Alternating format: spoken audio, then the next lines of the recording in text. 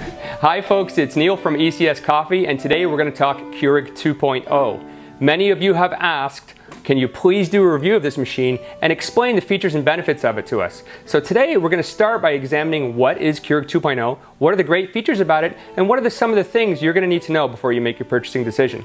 So let's start off with Keurig 2.0. What is it? Quite simply, the Keurig 2.0 machine is this one right here on my right-hand side. It has a Keurig 2.0 button, and it is a beautiful looking machine coming in 3 different models. The Keurig original line would be the Keurigs right here. And in Canada, as of September 1st, these models are what are available on the market for the Keurig original line. Keurig 2.0 was devised by Keurig to add some extra features to the machine that the Keurig original line did not have. And some of these are fantastic features that many of you will love. First of all, the Keurig 2.0 has a larger reservoir. The K300, 400, and 500 have 60, 70, and 80 ounce reservoirs respectively. Secondly, the Keurig 2.0 has a carafe feature, so you can brew an actual pot of coffee. And we'll show you in a minute exactly how that works. And lastly, the Keurig 2.0 has interactive technology on the lids, which can provide the optimum brewing experience for Keurig users. The Keurig 2.0 brewer comes with both a regular K-cup feature as well as what's called a K-carafe feature. The K-carafe is a slightly larger cup, previously known as the Keurig View cup, and very, very similar to some of you that have seen this before, and can actually brew a carafe of coffee. Quite simply put, it is about a 28 ounce carafe, which is about 3 to 4 cups, and I'll show you guys that in a minute, how much coffee that actually represents. When you open the machine itself, you'll notice that there's only one housing, so how does it take both a K-cup as well as a carafe cup? Quite simply, the machine will expand to take the carafe cup. Once you put the carafe cup in, you remove the drip tray, pop in the carafe, close the lid, and you get the carafe size options. The special sensor will only work with the carafe in place as well as with the carafe cup to give you those options. So it's a bit of a safety feature so that people can make sure that they're not putting a carafe cup in and then putting a small cup in and overflowing and burning themselves. We're going to brew a carafe right now simply by pressing the button, and off you go. And we're finished brewing the carafe. We chose the largest cup size, 4 to 5 cups. So let's see what that equates to versus a regular K-cup. Most people know a regular K-cup brews about an 8 ounce. That's sort of the average size, usually the medium on a Keurig original line machine. Some people will go larger, some will go smaller, but typically it's about 8 ounces. These are 10 ounce paper cups, and we're actually brewing about 8 ounces into them. So let's see how many we get. It was supposed to be 4 to 5 cups. So if we go, there's 3. Feels like it might be getting a little bit light, so we're at 3.5 cups. Now I guess we probably could divide these up and get smaller cups. So it looks like it's probably about 4, maybe 7 ounce cups of coffee that you do get out of the carafe. One neat feature though is that you can program it with the capsule in there to come on in the morning, so you can actually have a pot of coffee ready to go, which is actually a really nice feature of that carafe unit. This is the top of the line K500 model. Some of the neat features in this include you can brew from 4 ounces up to about the 28 ounce size carafe. You can also adjust the color light of the tank. It has, I guess, an LED multicolor. So you can actually have red or green or blue, whichever color you like in your tank.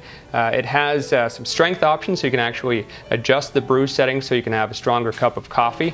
And it has a favorites feature as well. And that's going to go over so you can go over well with some people as they can remember their favorite brew.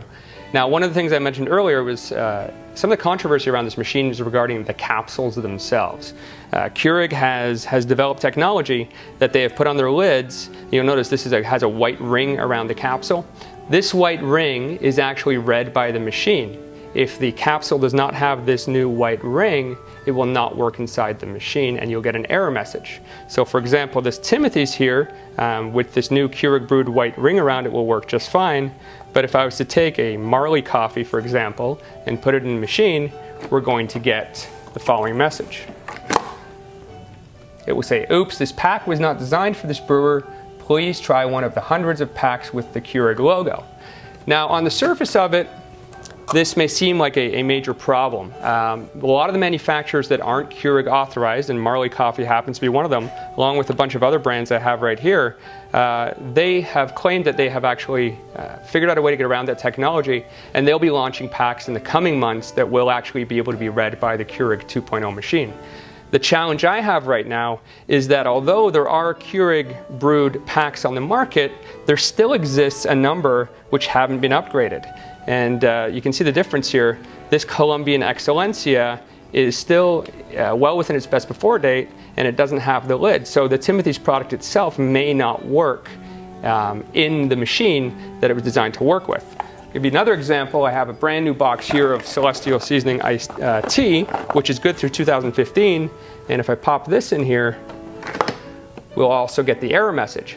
And that's going to lead to a bit of confusion for the consumer.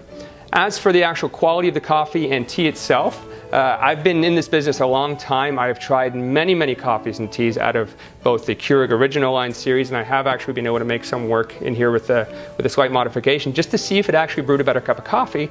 And I can honestly say I don't see much of a difference in the quality or taste of coffee from one pack to another. The machine does make a good cup of coffee, but the pack doesn't seem to have an effect on that. So let's wrap this up. What do I think of the Keurig 2.0 brewer? I think it's a beautiful looking machine. It has some great features and personalization options, and I think the carafe pack is a great idea. Being able to brew 3 to 4 cups of coffee is fantastic. On the bad side, I think the My K-Cup option not being available to put your own coffee grounds is a big miss. And I really think that Keurig needs to rethink that option for the consumers. I'm also a little bit concerned about the fact that there's so many capsules on the market that will currently not work with this machine. Even some of Keurig's own capsules will not work unless they have that white ring. So at the end of the day, great machine, but I think it's a great machine 12 months from now, when everyone's caught up, and maybe if we can talk them into it, Keurig puts a refillable option out there for the customer. Thanks for your time today, and enjoy your brew.